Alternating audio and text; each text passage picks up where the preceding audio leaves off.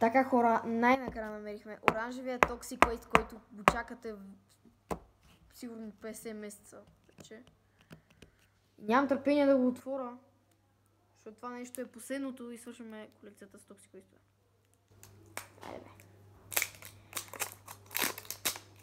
Тук вече ще има доста различни вкусове, които ще пробваме. Това е Nuclear Fusion, които... ето ги, всичките вкусове. Raspberry Lemon, Banana Blueberry, Orange Apple, Grape Strawberry, Pineapple, Passion Fruit. Аз съм за в момента банана и блубери. Сигурно ще гледам за Pineapple и Passion Fruit. Синьо! Всъщност е синьо. Вау. И имаме. Това имаме ли го? Ябълка и портокал. Тук... ето го банана и разбери. Добре, имаме го.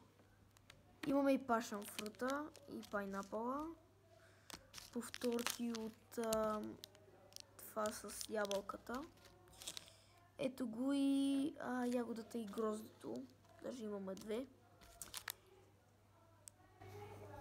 Ето я малината с лимона и затова много исках да го пробвам. Имаме даже двечки. Чудесно. Добре. Още от банана, разбери, още тропиканти, още грейпове. И според мен май ги имаме всички. Да проверя разбери, лемон, банана, пайнапъл, грейп. Да, всички ги имаме. Да видим какви са ни повторките.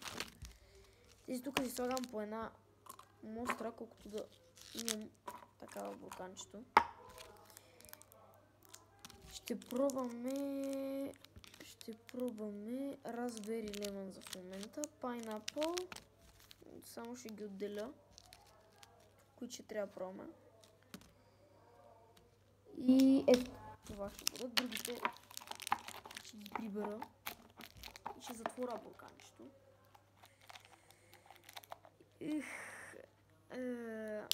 Добре, първо ще пробваме Raspberry Lemon. Така прилича самата кутийка. С пакетче.